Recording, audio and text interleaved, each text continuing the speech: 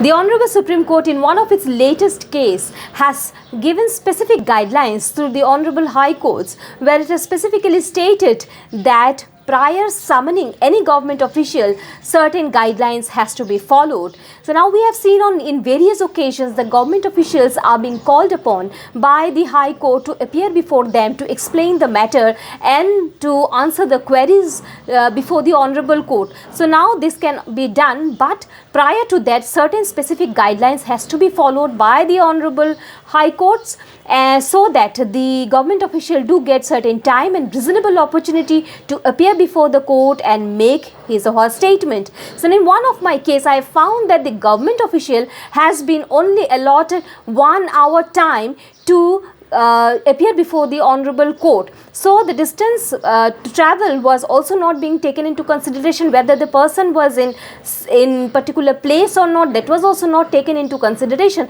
So various things now will have to be taken into consideration. A reasonable opportunity will be given to the government official for them to allow before the Honorable Court so that they can make their statement. So this is a news for the government officials. So now they can particularly follow these guidelines, and they can also appear before the Honorable Court, and the Honorable Courts can also ask them to appear before them in order to make an explanation. So the thing that is important is a reasonable opportunity which should not violate the natural justice of law.